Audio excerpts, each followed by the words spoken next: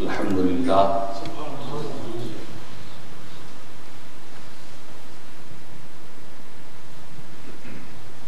الحمدللہ القادر القوی العزیز الستار الغفار سبحان اللہ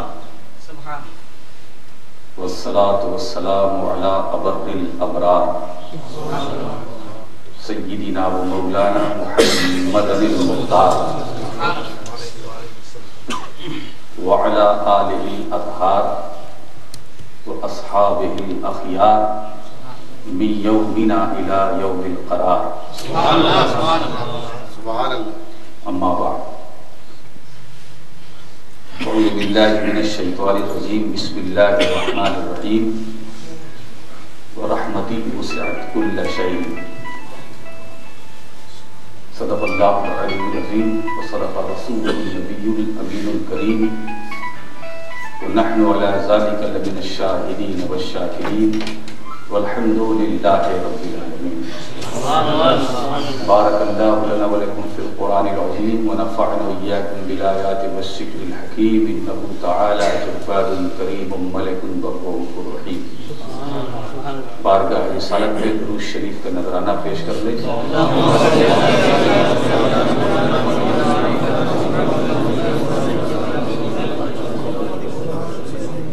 رسالت و آل رسالت میں ایک مرتبہ اور ہدیہ صلوات پیش کر لیں.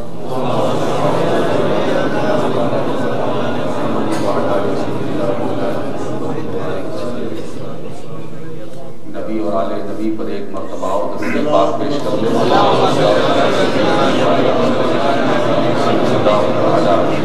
السلام علیکم یا رسول اللہ صلی اللہ تعالی علیہ وسلم.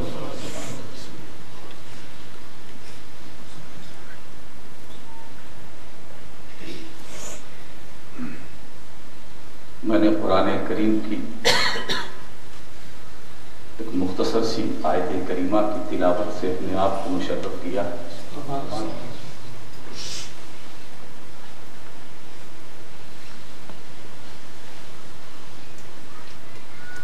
اور یہی میری آج کی گفتگو کا عنوان ہے. بس بات یہی سے شروع ہوتی ہے کہ رب تبارک و تعالی ارشاد فرما رہا ہے اور میری رحمت ہر شے پر غالب.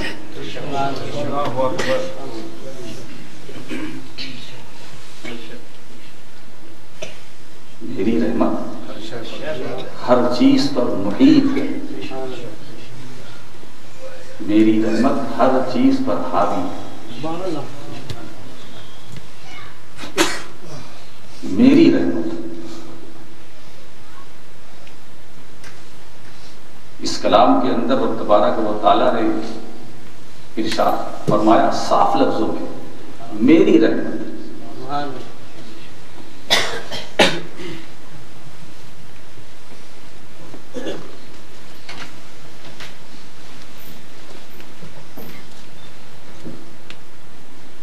ہر شے پر غالب ہے.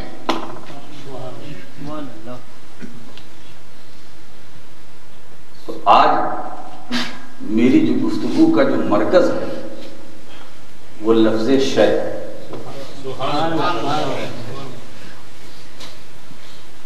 اور یہ شے جس کے معنی چیز یہ ایسا لفظ ہے جس کا استعمال سب کرتے ہیں.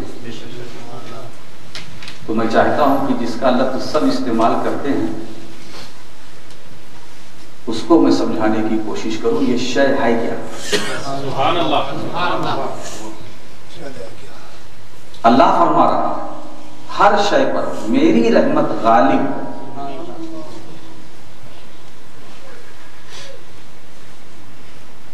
ہر شے میں میری رحمت کی جلوہ گری ہے. ہر شے کائنات میں جتنی شے ہر چیز اللہ فرما میری رحمت غالب ہے.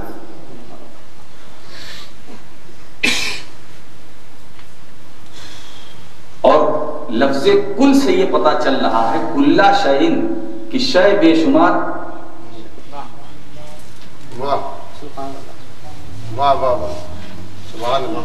شے کو شمار نہیں کیا جا سکتا.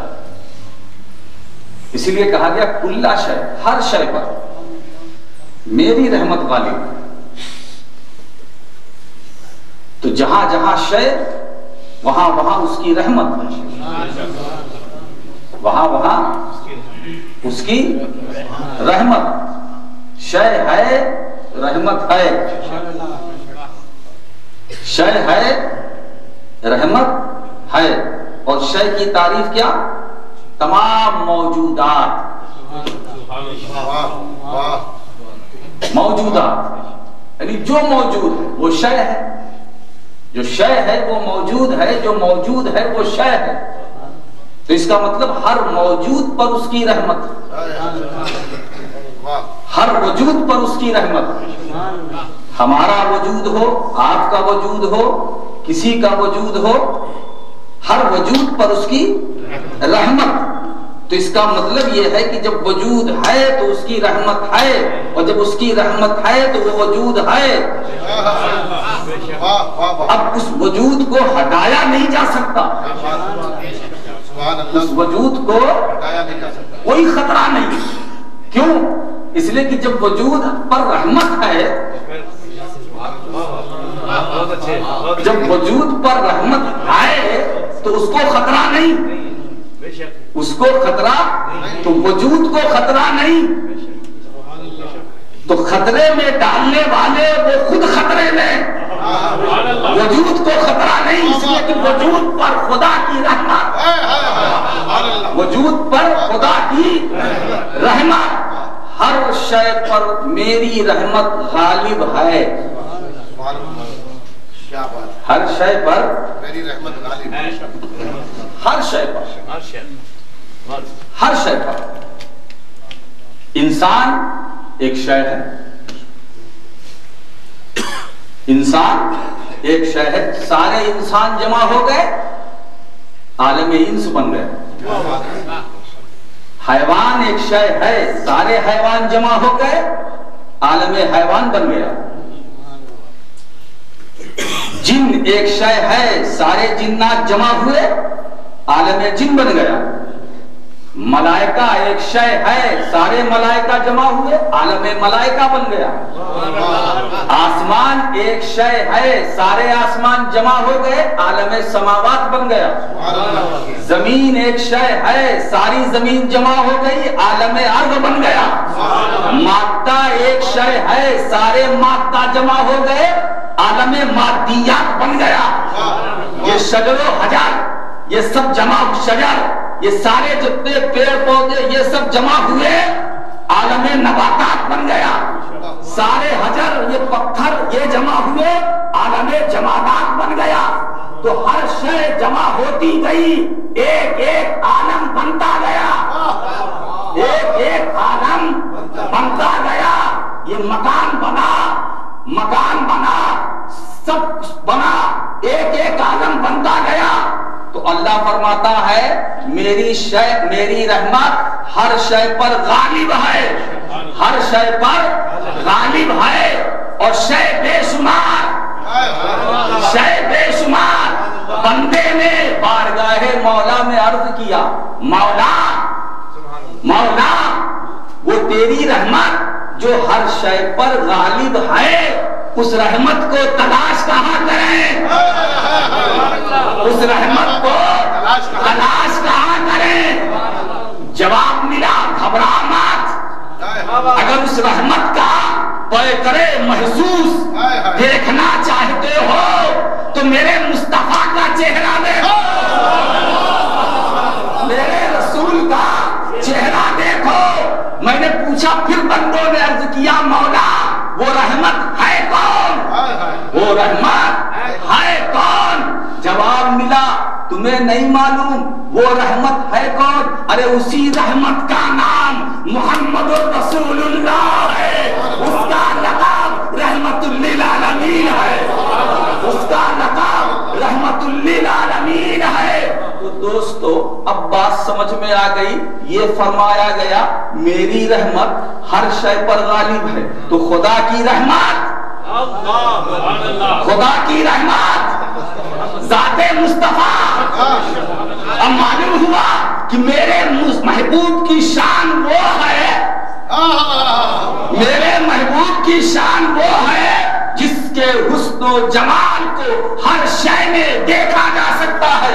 اسی لیے بعض صوفیہ نے تو یہ کہہ دیا کہ اگر میں ایک آن کے لیے جلوہ محمدی کسی چیز میں نہ پاؤں تو اپنے کو مسلمان ہی نہ سمجھوں, اپنے کو مسلمان ہی نہ سمجھوں. تو کائنات کی ہر شے میں جلوہ مصطفیٰ, کائنات کی ہر شے میں جلوہ مصطفیٰ, جمال مصطفیٰ. تو میری رحمت ہر شے پر غالب ہے, ہر شے پر حاوی ہے.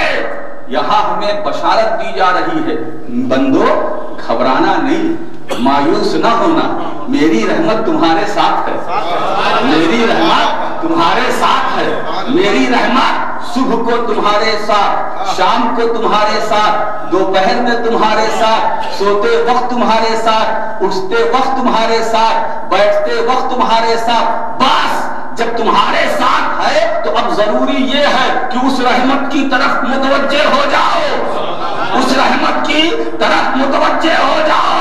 تو خدا کی رحمت, خدا کی رحمت مدینے میں, خدا کی رحمت مدینے میں, خدا کی رحمت مدینے میں. اور دوستو اس گفتگو کے دوران ایک میں نکتہ رکھنا چاہتا ہوں اور چاہتا ہوں اسے بیان کر دوں.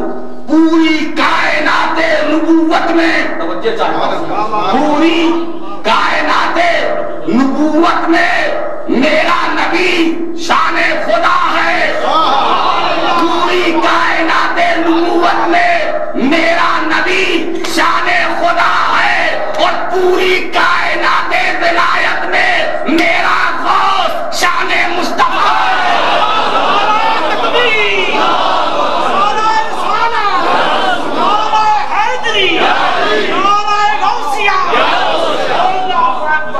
اگر خدا کی شان دیکھنا ہو تو جلوہ مصطفیٰ دیکھو, اور مصطفیٰ کی شان دیکھنا ہو تو چہرہ عبد القادر دیکھو, چہرہ عبد القادر دیکھو. آپ بڑے خوش نصیب ہیں کہ اس کا جشن منا رہے ہیں جو مدینے والے کی شان ہے اور ہماری پہچان ہے. مدینے والے کی شان ہے, ہماری پہچان ہے. دوستو وہ ایسی شان, ایسی شان مصطفیٰ کی, ایسی شان حضرت سیدنا غوث اعظم جو کہ جشن غوث الاعظم منا رہے ہیں, تو اس تعلق سے بھی کچھ چیزیں آپ کے سامنے آ جائیں. ایسی شان کہ وہ شان والا فرما رہا, نظر تو بلا بلاد اللہ جمعن وخردلۃ علی حکم اتصالی. سیدنا غوث پاک فرماتے ہیں میں ساری کائنات کو اپنی ہتھیلی میں, اپنی ہتھیلی میں ایک رائی کا دانہ, رائی کا دانہ, رائی کے دانے کے برابر دیکھ رہا ہوں, دیکھ رہا ہوں, میں دیکھ رہا ہوں. لاؤ ایسی ہتھیلی, کیا ہتھیلی ہے یہ, کس کی ہتھیلی ہے؟ صاحب غوثیت کبریٰ کی. وہ فرماتے ہیں میں اپنی ہتھیلی میں رائی کا دانہ, ساری کائنات. اب بتاؤ کائنات کی وسعت کتنی ہے, کائنات کی وسعت دیکھو. وہ سر میری ہتھیلی میں رائی کا دانہ, اتنی قیمتی ہتھیلی کہ اس ہتھیلی کا تصرف دیکھو, اس ہتھیلی کا تصرف دیکھو کہ کائنات سمٹی, کائنات سمٹی تو عبد القادر جیلانی کی ہتھیلی میں, عبد القادر جیلانی کی ہتھیلی میں وہ رائی کا دانہ, رائی کا دانہ, وہی دانہ جب غوث اعظم کی ہتھیلی میں تو رائی کا دانہ, ہتھیلی میں جب تک وہ رائی کا دانہ, ہتھیلی سے باہر کائنات, ہتھیلی سے باہر کائنات, اور ہتھیلی کے اندر رائی کا دانہ, رائی کا دانہ. فرماتے میں دیکھ رہا ہوں, میں دیکھ رہا ہوں, میں لہذا اب ہمیں آپ کو دیکھنے کی ضرورت نہیں ہے, دیکھنے والے نے دیکھ لیا, ہمیں دیکھ رہے ہیں، اسی لیے ہمیں اطمینان ہے کہ ہم کل بھی غوث اعظم کی نگاہ میں تھے، آج بھی غوث اعظم کی نگاہ میں ہے، اور قیامت میں بھی غوث اعظم کی نگاہ میں ہے۔ تکبیر،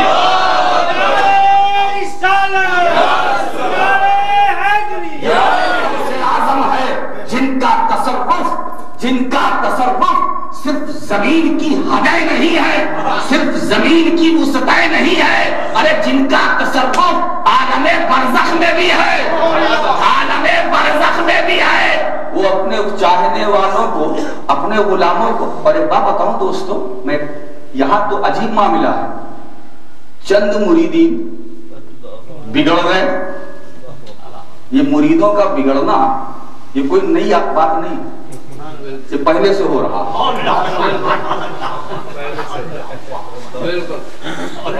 اگر آج کا مرید بگڑ جائے تو کوئی تعجب کی بات نہیں، سوچو غوث اعظم کے ہاتھ پر بگنے والا وہ بھی بگڑ گیا، لہذا اب کوئی ہاتھ اتنا معتبر نہیں۔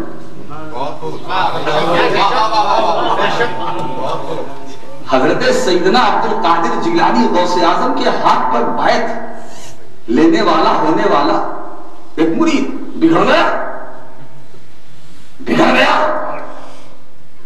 بگڑ گیا، اور وہ بگڑا کیسے؟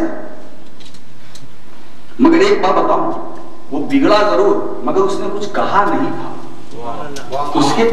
اس نے کچھ کہا نہیں تھا، اس نے لب بھی نہیں حرکت میں لائی، اس نے سوال بھی نہیں کیا، اس نے لب کشائی بھی نہیں کی، بگڑا ضرور مگر اس کا بگڑنا اس کے دل میں تھا، دل میں تھا، ادھر دل میں بگڑنے کا خیال آیا، ادھر حضرت سیدنا غوث پاک پر کشف ہوا، یہ بگڑ گیا، اور بات کیا بگڑنے کی کہ چند مرید جمع ہوئے، ایک نے کہا حضور کل میری دعوت آپ قبول فرماؤ، انہوں نے کہا ٹھیک میں تمہارے گھر بھی آؤں، دوسرے نے کہا حضور وہی وقت میں مجھے بھی دیجیے میں بھی آؤں دعوت دے، کہا میں تمہارے وہاں بھی آؤں گا، تیسرے نے کہا، چوتھے نے کہا، 8 10 12 لوگوں نے کہا، سب کو منظور کر لیا، تمہارے وہاں بھی آؤں گا، تمہارے وہاں بھی آؤں گا، تمہارے وہاں بھی آؤں گا۔ تو وہ ایک کھڑا تھا، اس کو خیال پیدا ہوا پیر صاحب ایک دعوت دینے والے اتنے ایک ہی وقت جائیں گے کیسے، ایک وقت میں جائیں گے کیسے؟ اور یہ بات واقعی سوچ میں ڈالنے والی ہے۔ اگر میں آپ سے کہوں کہ ایک ہی وقت میں 10 چاہنے والوں کے گھروں میں جاؤں گا تو کوئی تو سوچ سکتا ہے کہ یہ تو بھائی ممکن ہی نہیں ہے، یہ جائیں گے کیسے ایک ہی وقت میں؟ مگر غوث اعظم نے کہا میں سب کے وہاں ہوں۔ اب بگڑنے کی بات تو ہے، اس کے دل میں یہ خیال پیدا ہوا کہ حضرت ایک ہی وقت میں اتنے گھروں میں جائیں گے کیسے؟ یہ میں واقعی کی طرف اشارہ کر رہا ہوں، بھائی یہ خیال اس کے مرید کے دل میں پیدا ہو، کہا ادھر آ۔ یہی تو قادری دربار کی مریادہ ہے، یہاں اگر کوئی بگڑتا ہے تو اسے بھگایا نہیں جاتا، اس کی تربیت کی جاتی ہے، اسے بھگایا نہیں جاتا، اس کی تربیت اصلاح کی جاتی ہے۔ بلائے ذرا آئے، کہا یہ دیکھتے ہو کس چیز کا درخت ہے؟ کہا ہاں پیپل کا، جس کے پتے بڑے ہوتے ہیں۔ کہا کتنے پتے؟ کہا حضور بے شمار پتے۔ کا آنکھ بند کر۔ مرید نے آنکھ بند کیا، تھوڑی دیر کے بعد حضور غوث پاک فرماتے ہیں آنکھ کھول دیکھ اس درخت کو۔ دیکھا، کہا کیا دیکھ رہا؟ کہا حضور دیکھ رہا ہوں کہ یہ درخت ہے اور اس درخت میں جتنے پتے ہر پتے میں آپ ہیں۔ درخت میں جتنے پتے ہیں ہر پتے میں آپ ہیں۔ کہا حضور ہر پتے میں؟ کہا ہر پتے میں۔ کہا کتنے پتے؟ کہا بے شمار۔ کہا عبد القادر؟ کہا ہر پتے میں۔ اب یہی تربیت ہو رہی ہے، یہ مزاج دے دیا۔ کہا سن جو عبد القادر ایک ہی وقت میں ہر پتے میں جا سکتا ہے تو کیا چند چاہنے والوں کے گھروں میں نہیں جا سکتا؟ وہ ایسا پیر دستگیر ہے کہ اس کی جلوہ گری گھر گھر ہے، گھر گھر ہے، بس صرف تمہیں یاد کرنے کی دیر ہے۔ غوث اعظم کو بلانے کے لیے کسی محنت کی ضرورت نہیں ہے، ذکر بغداد والے کا کرو، روحانی تصرف ان کا ہوگا، روحانی تصرف ان کا ہوگا۔ اسی لیے فرماتے ہیں ان لم یکن مریدی جیدن انا جیدن، اگر میرا چاہنے والا اچھا نہیں ہے کوئی بات نہیں، میں تو اچھا ہوں، میں تو اچھا ہوں۔ معلوم ہوا کہ جو قادری بن گیا اب اسے گھبرانے کی ضرورت نہیں ہے، اس کو بنانے والا کوئی اور نہیں عبد القادر جیلانی ہے، تو ذمہ داری غوث اعظم نے لے لی، تو ہم جو ہے غوث اعظم کی ذمہ داری میں ہے، ہم غوث اعظم کی ذمہ داری میں ہے۔ اور سنو وہ خود بھی فرماتے ہیں کہ جس طرح آسمان کا سایہ زمین پر ہے ایسے ہی میرا سایہ میرے چاہنے والوں پر ہے، میرے چاہنے والوں پر ہے، میرے چاہنے والوں پر ہے۔ دوستو فرماتے میں نے دیکھ لیا، میں نے دیکھ لیا، میں نے دیکھ لیا غوث اعظم عظمتوں والے، غوث اعظم رفعتوں والے، غوث اعظم صاحب ولایت، غوث اعظم صاحب غوثیت کبریٰ، غوث اعظم انسان کامل، غوث اعظم صاحب تصرف، غوث اعظم صاحب اختیار و اقتدار، غوث اعظم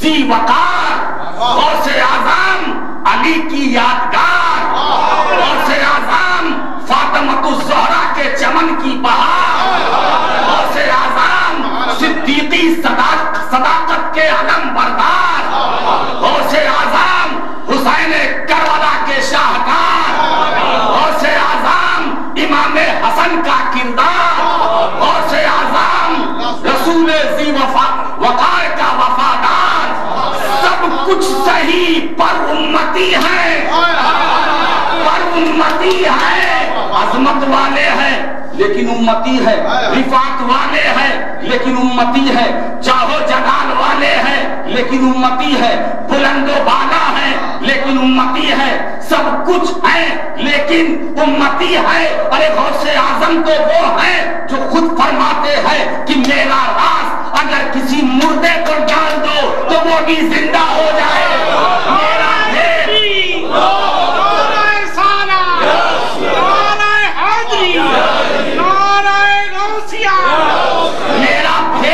میرا راز اگر پہاڑوں پر ڈال دو تو وہ بھی ریزہ ریزہ ہو جائے۔ غوث اعظم ہیں، یہ ہیں لیکن امتی ہیں، لیکن امتی ہے۔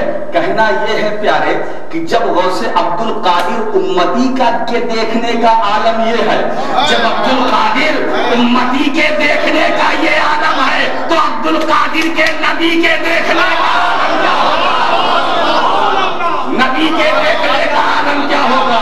میرے سرکار بھی فرماتے ہیں انی ارا ما لا ترون و انی اسمع ما لا تسمعون، میں اسے دیکھتا ہوں جسے تم نہیں دیکھتے، میں اسے سنتا ہوں جسے تم نہیں سنتے، میں اسے دیکھ رہا ہوں جسے تم نہیں دیکھ رہے ہو، میں اسے سن رہا ہوں جو جسے تم نہیں سن رہے ہو۔ اب بات سمجھ میں آ گئی، نعت کے لیے کوئی کھڑا ہوا پڑھ رہا ہے، مدینے والا سن رہا ہے، مدینے والا سن رہا ہے، درود یہاں سے مدینے والا سن رہا ہے، سلام یہاں سے مدینے والا سن رہا ہے، میں دیکھ رہا ہوں۔ اور سنو دوستو، صرف سن ہی نہیں رہے ہیں، سن ہی نہیں رہے، دیکھ بھی رہے ہیں، تو ہمارا پڑھنا، کھڑا ہونا، جو پڑھ رہے ہیں وہ میرے مصطفیٰ سن رہے ہیں اور ہمیں دیکھ رہے ہیں، ہمیں دیکھ رہے ہیں۔ معلوم ہوا ہم مدینے والے کی نگاہ میں ہیں، اب کسی نگاہ کی ضرورت نہیں ہے۔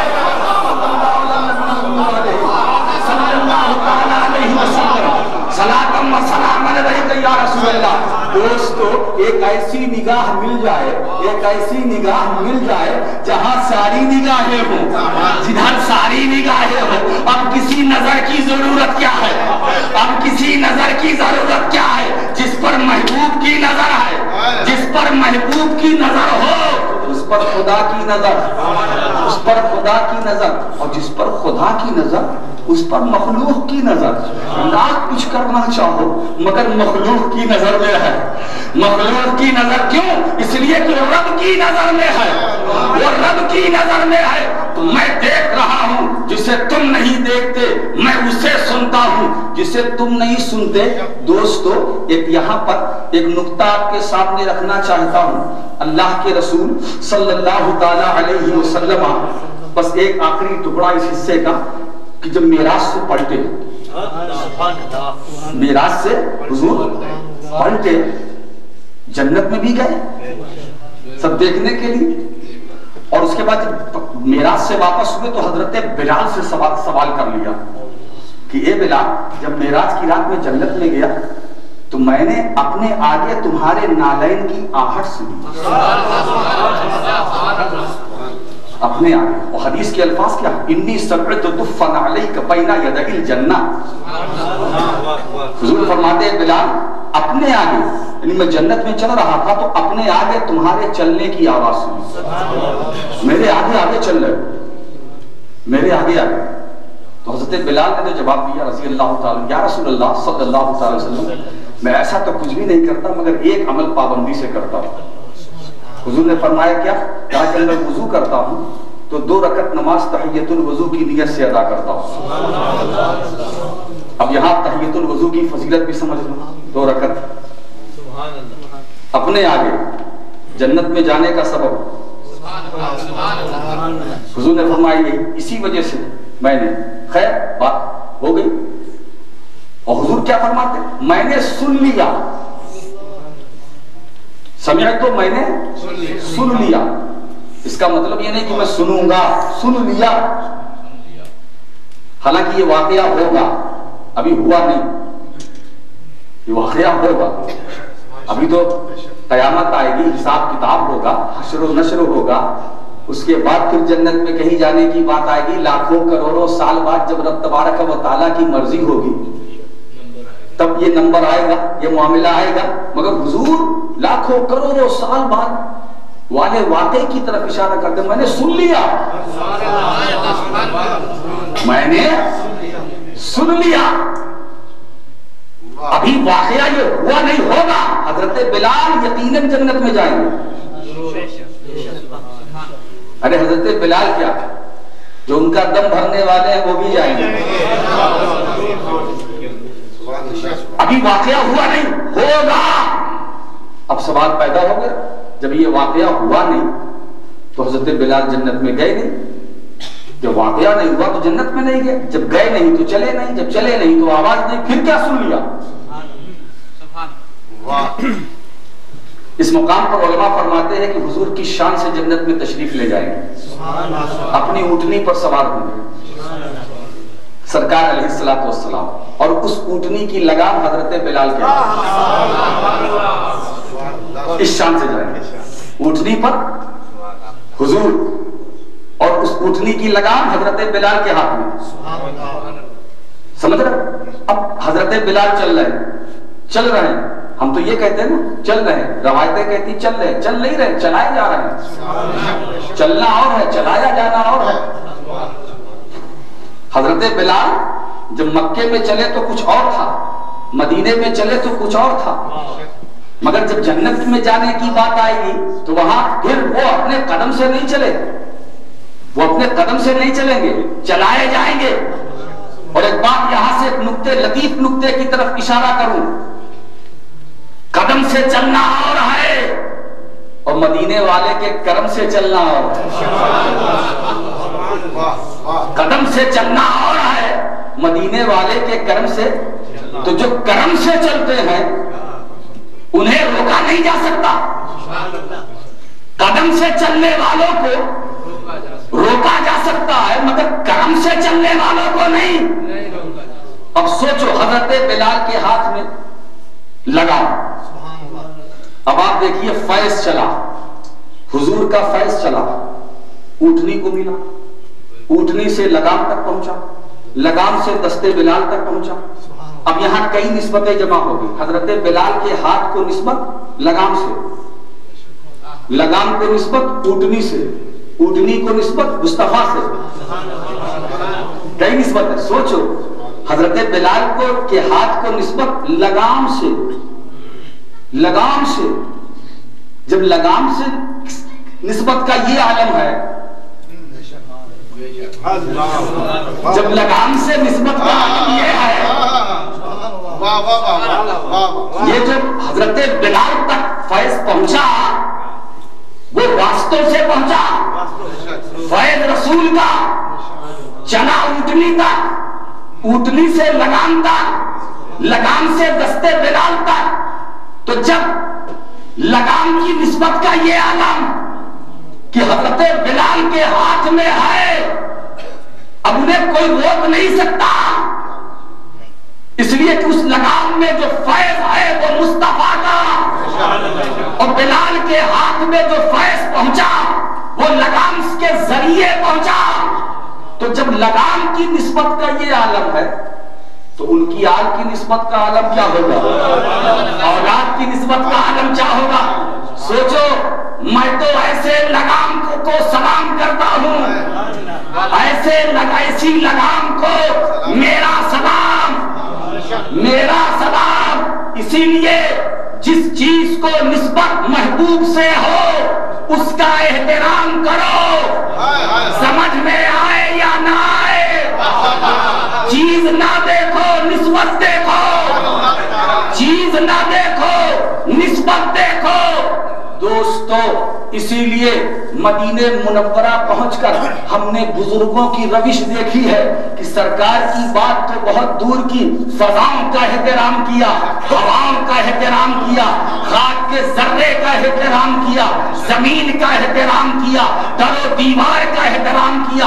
हजरत जुनैद बगदादी का ये आलम कि पहले मेहनत की, सांस रोकने की, इसलिए कि हजरत जुनैद बगदादी ने कहा कि मैं मदीने में उतना ही रुकना पसंद करूंगा जितनी देर तक मैं अपनी सांसों को रोक सकूं, सांसों को रोक सकूं, क्योंकि सरकार की बारगाह में सांस निकालना बेअदबी है, बेअदबी है। हजरत जुनैद बगदादी उतनी ही देर तक बारगाह रिसालत में रहे जितनी देर तक अपनी सांस को रोक सकते थे, लेकिन जब अब निकालने की बात आई तो सरकार का हरम छोड़ दिया कि यहाँ सांस निकाली नहीं जाती है, यहाँ से सांस ली जाती है, सांस ली जाती है, निकाली नहीं जाती है। ये मकाम दोस्तों, तो निस्बत का एहतराम करो। लगाम का ये आलम है और उसके फैजान का ये आलम है, तो आल का क्या आलम होगा, खानदान का आलम क्या होगा। अच्छा, तो इस शान से जा रहे हैं, चले। अब हजरत बिलाल गोया पायलट, अब हुजूर इस शान से जा रहे हैं। अब यहां ये ना पूछो कि क्यों ऐसा हो रहा है, वाह क्यों यूं यहां है, वहां नहीं चलेगा। ये कैसे, वो कैसे, ऐसा क्यों, वैसा क्यों। सरकार वो मर्जी है, वो साहिब इख्तियार है, ले जा रहे हैं। अब आका की शान है, वो जिस शान से जाना चाहे। इसलिए ये लोगत के जो चमकते दमकते यूं क्यों, ऐसे कैसे, ये यहीं तक है। जहां रूह निकली सब खत्म, नो आर्ग्यूमेंट, कुछ नहीं चलेगा, वहां तो बस उसी का चलेगा। इसीलिए दोस्तों, जब उसी की चलेगी तो यहां क्यों नहीं चलाते, उसी की चलाओ, उसी की चलाओ, अपनी मत चलाओ। इसीलिए हम कानून मानते हैं तो अपने रब का, अपने रब का, अपने रब का, अपने मुस्तफा का हम कानून मानते हैं, मानते हैं।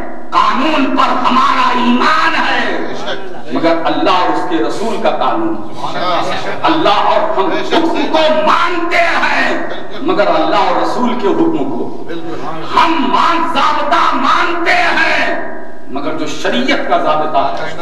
हम बात मानते हैं मगर नबी की बात मानते हैं, नबी की बात मानते हैं। इसलिए दोस्तों, बंदों को रब ने ये मिजाज दे दिया, मा आताकुमुर रसूल फखुज़ूहु व मा नहाकुम अन्हु फंतहू। अरे रसूल जो दे उसे ले लो, جس سے روکے اس سے رک جاؤ، یہ ہمارا قانون ہے۔